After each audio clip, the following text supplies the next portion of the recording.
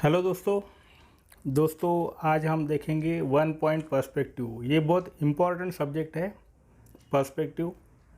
इससे आपका memory drawing में काफ़ी यूज़ होता है। तो दोस्तों ये सब्जेक्ट को आप समझ लो तो काफ़ी अच्छा हो जाएगा। यहाँ पर मैं अभी हॉरिजॉन्टल लाइन निकाल रहा हूँ, तो ये लाइन की प्रैक्टिस आप ज़रूर कीजिएगा। यहाँ पर देखो मैंने जो लाइन निकाली है हॉरिजॉन्टल लाइन, इसको हम HL नाम देते, हॉरिजॉन लाइन। तो यहाँ पे एक मैं पॉइंट लेता हूँ सेंटर में, और इस पॉइंट को हम नाम देंगे VP, मतलब कि वैनिशिंग पॉइंट।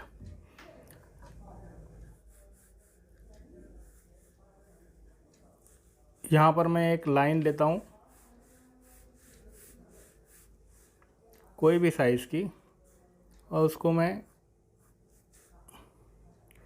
रेक्टेंगल निकाल लेता हूँ। तो ये एक रेक्टेंगल मैंने निकाल लिया। अभी ये चारों जो पॉइंट है ये वैनिशिंग पॉइंट में हमें ज्वाइन करने हैं। तो यहाँ आप देख सकते हैं ये चारों भी पॉइंट में यहाँ पर वैनिशिंग पॉइंट में ज्वाइन कर लिया।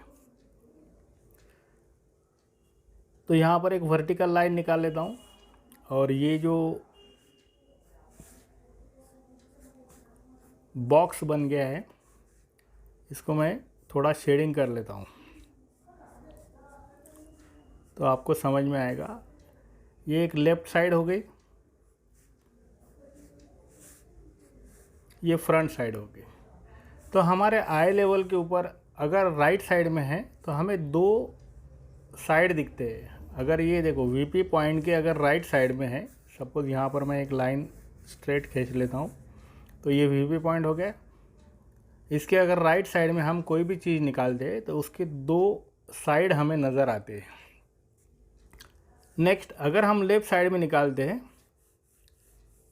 तो नेक्स्ट लेफ़्ट साइड में अगर निकालते हैं तो इसके भी हमें दो साइड दिखेंगे।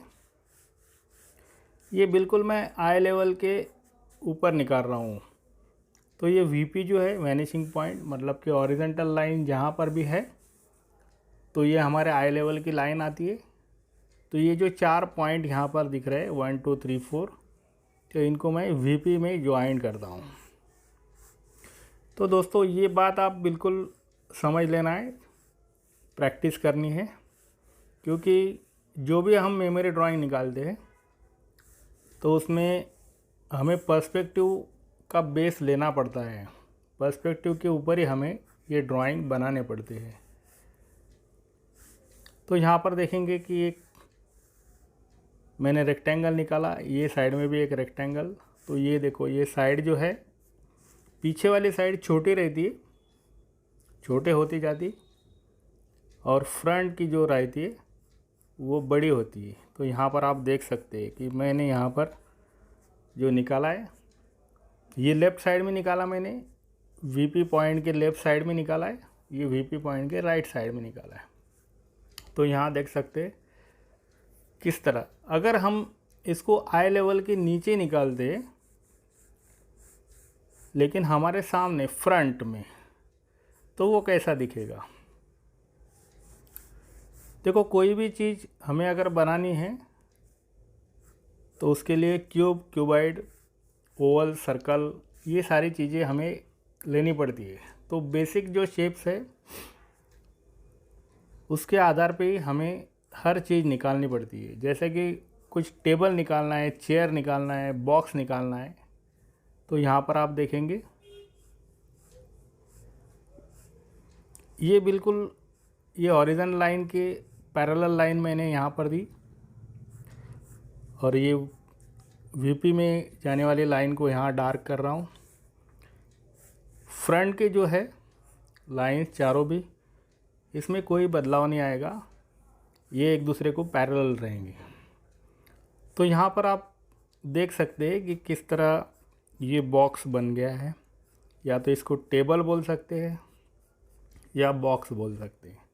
अगर हमें इसे टेबल करना है तो यहाँ पर देखो इसका एक थिकनेस, थोड़ी मोटाई मैंने यहाँ दे दी, और ये जो लाइन्स है इसको डबल मैंने बना लिया, तो ये एक टेबल हो जाएगा। इसको मैं शेडिंग कर देता हूँ ताकि आपको समझ में आए।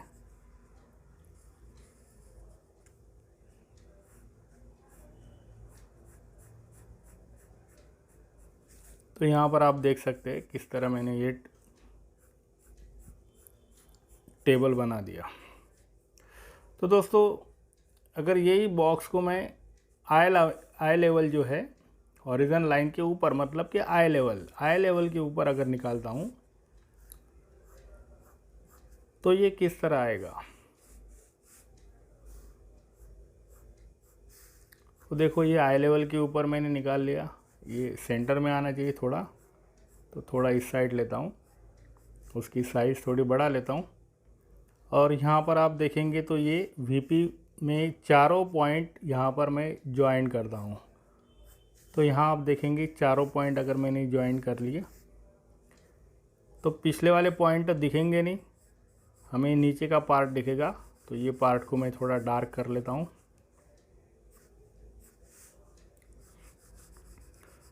तो दोस्तों, ये नीचे का पार्ट हमें दिखेगा क्योंकि ये चीज़ ऊपर चली गई है, हमारे आई लेवल के ऊपर है, तो यहाँ पर ये इस तरह दिखेगी। अगर नाटा की एग्ज़ाम ऑफलाइन होती है तो उन बच्चों के लिए काफ़ी इम्पोर्टेंट चीज़ है, और बीआर की जो है JEE पेपर 2, उनके लिए भी ये इम्पोर्टेंट है। तो यहाँ पर देख सकते हैं, यहाँ पर मैंने, आप क्यूब बनाओ, क्यूबाइड बनाओ या सिलेंडर बनाओ, तो हर चीज़ इसी टाइप में आएगी। जस्ट यहाँ पर मैं एक फिर से आई लेवल के ऊपर है एक क्यूब या क्यूबाइड, तो वो कैसा दिखेगा। अभी ये राइट साइड में मैं निकाल रहा हूँ, वैनिशिंग पॉइंट जो है उसके राइट साइड में। तो यहाँ पर आप देखेंगे कि हमें कितने साइड्स दिखते हैं। तो ये जो पॉइंट है ये वीपी में मैं स्ट्रेट लेके जाता हूँ, ये भी पॉइंट जो है ये भी वीपी में आएगा, ये वाला पॉइंट भी वीपी में, और ये वाला पॉइंट भी वीपी में। तो दोस्तों, यहाँ पर मैंने उसकी साइज़ तय कर ली, कितनी साइज़ आनी चाहिए। और ये जो है नीचे की लाइन जो आएगी इसको पैरेलल, या तो हॉरिजॉन्टल लाइन को पैरेलल लाइन यहाँ पर निकालनी है। तो ये जो पार्ट है इसको मैं डार्क कर लेता हूँ। नीचे की जो साइड है ये हमें समझने के लिए मैं यहाँ डार्क करता हूँ।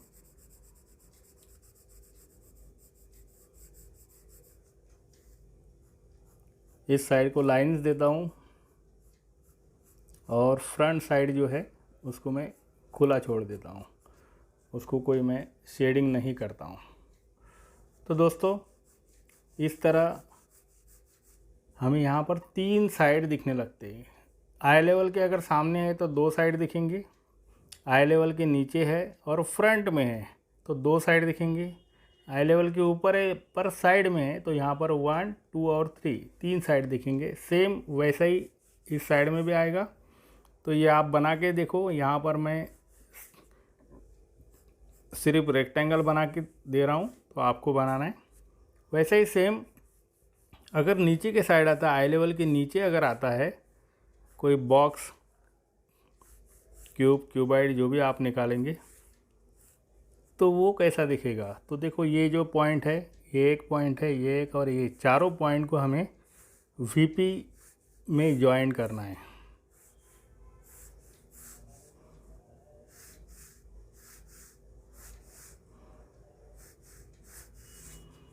तो यहाँ पर आप देखेंगे चारों पॉइंट मैंने वीपी में ज्वाइन कर ली। तो उसकी साइज़ मैंने ले ली इतनी, और ये जो लाइन आएगी vertical line, horizontal line sorry, तो ये हॉरिजॉन्टल लाइन हॉरिजॉन्टल लाइन को पैरेलल हमें देनी है। तो जब भी आप 3D कंपोजिशन करेंगे या मेमोरी ड्राइंग करेंगे तो उसके लिए आपको ये चीज़ें बहुत इम्पॉर्टेंट हो जाती है। कोई भी ऑब्जेक्ट अगर हमें निकालना है तो उसके लिए पर्सपेक्टिव की नॉलेज होना बहुत ज़रूरी है। पर्सपेक्टिव अगर आपका अच्छा है, आप अच्छे से निकालते हो, तो वहाँ पर कोई भी ऑब्जेक्ट निकालने में आपको कोई दिक्कत नहीं होगी। तो दोस्तों यहाँ आप देख सकते हैं कि यहाँ पर मैंने ये चारों 1 2 3 4 5 6 टाइप दिखा दिए। तो ये लेफ़्ट साइड का है, तो यहाँ पर देखेंगे कि ये फ्रंट की साइड है, ये टॉप है और ये राइट साइड हमें नज़र आ रही है। यहाँ पर हमें लेफ़्ट साइड नज़र आ रही है, यहाँ पर राइट साइड नज़र आ रही है। तो दोस्तों एक रेक्टेंगल यहाँ निकालता हूँ मैं, इसको आपको कंप्लीट करना है। दोस्तों आप कमेंट्स नहीं करते हो तो मुझे अच्छा नहीं लगता है। आप अगर कमेंट्स करेंगे तो काफ़ी अच्छा लगेगा, क्योंकि इतनी मेहनत से मैं वीडियो बनाता हूँ तो उसके ऊपर तो कमेंट्स आपके होनी चाहिए। समझ में नहीं आया, कोई प्रॉब्लम अगर लगा तो ज़रूर बताना है। दोस्तों वीडियो को लाइक, शेयर और सब्सक्राइब ज़रूर करना है। Thank you very much.